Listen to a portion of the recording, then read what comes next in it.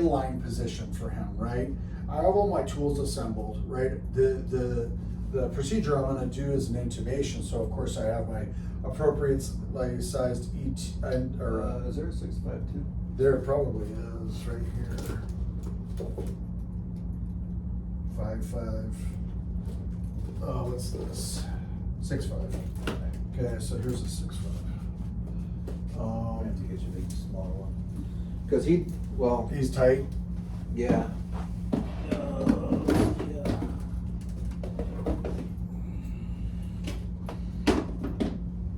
That one would technically work. Oh, okay.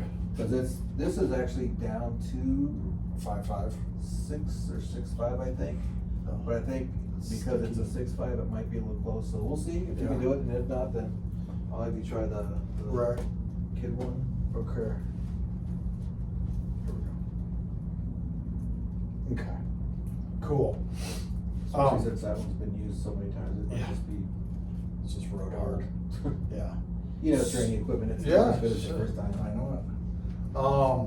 So yeah, so making sure that all my intubation stuff is in order. That includes obviously the tracheal introducer. This has a Coude tip.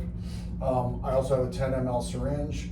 I've got my laryngoscope. Everything is working appropriately. I've got my patient pre-oxygenated and blood pressure is as stable as we can get it, right?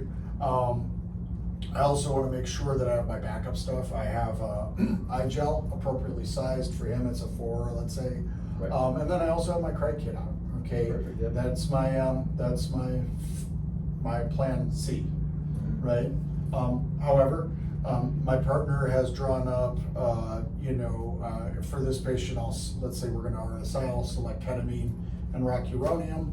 If this patient has a positive shock index of greater than 1, I'll go 1 milligram per kilogram of ketamine and 2 milligrams per kilogram of rocuronium. If his shock index is less than 1, I'll use 2 of ketamine per kilo and 1 of rocuronium. So let's say that this patient is really bad off and he weighs, 75 kilos, so I'm gonna do 75 of ketamine, and I'm gonna do 150 of rocuronium, let's say, right? That'll be delegated to my partner, or whichever, and we'll double check our meds and our med math. We'll totally, confer real quickly. This is what I gave him. This is drawn up. This is XY. This is so and so much mLs, and this is how much drug is in those mLs, right? Making sure that we're not overdosing or underdosing our patients. Once that's all set up, we're good to go. All right, I have a back valve mask also, and I have suction in my hand. All right, my suction catheter is, let's If just, you flip it over, oh, the top. Oh no, it's right there. there it is. Okay, I have a Ducanto. This is our preferred weapon of choice, right? So what I'm gonna do is I'm gonna lead with suction, right? I'm also gonna have my laryngoscope blade, right? Which is going to, as we said, I'm gonna be underneath that tongue, and I'm gonna be midline of that tongue. I'm gonna get it out of the way, and I'm gonna immediately go into suction, right? I'm getting no return from that section, so I feel comfortable that there's no debris in the airway. Yep. All right, I'm gonna move it over to my left side, parking it in the parking it in the. Okay, so real quickly, Mhm. are you leading with suction or are you doing salad? I'm attempting to do salad. So Okay. suction assisted laryngeal airway decontamination. Okay, so they've actually changed it. Oh, okay, good. With Okay. after last year. Mhm. So now you can lead with suction, and Okay. if you don't need suction, you can take it out. Good I deal. know it used to be salad every time, Right. but if you go in there and you suction out and it's just a little bit of spittle and you clear it out, and the guy's not no active vomit, no active bleeding, and you can keep a maintained clear airway, Just you keep can pull this that out. But I always like take it out, throw it underneath the shoulder, under the shoulder blade.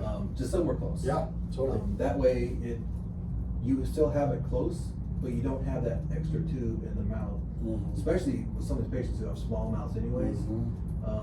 You need all the That space you real can estate. all the space you can get. Yeah, totally, good, And that way okay. you don't need to keep it in there even if you don't need it. Gotcha, okay, good, cool, but it is at the ready, should I need it, Yep. right? I also have an OG tube that I failed to mention, this year's is 6.5, right, so, I'll probably use a 14, Yeah. right, 12 or 14, probably a 14, especially with an adult like this, right? Yeah. Big orogastric, possibilities there. Once I go in with my laryngoscope, again, going down midline and I'm moving gently forward down that tongue, down the midline of that tongue. Because what I'm looking for at that base of that tongue is the is going to be Right. my glottic opening, right? So it's right there if I just am patient, right? Okay. With the coude tip. Right in your way. Oh, Smack you're good. with that thing. Oh, sorry. Oh, no, you're good. Right. Don't really have a light on this, but that's okay. You want the actual blade? No, I think I'm good, buddy. There we go. Yeah. Okay, so now I have purchase into the through the vocal cords, right? I'll ask my assistant to hold the end of that bougie, right? And I'm gonna slide my ET tube down. This is a 6.5. Yeah. How's it gonna be sticky? See if you can probably. Yeah. There you go. You got it. Got it. Okay, cool. All right. Still? No, I don't need it in. I'm good. Thank you. All right. So now I want to make sure that while I have my blade in, okay, I'm at a depth of 22, okay, which is good for me. While I'm in here, okay, so what we're going to do is I'm going to inflate the cuff to ensure it stays in the trachea, okay, and then end tidal CO2. End tidal CO2 and back valve mask to make sure we're in the right area. I'll have my partner assess lung sounds, epigastric sounds, looking for rise and fall of the chest, looking for positive value on my end tidal CO2.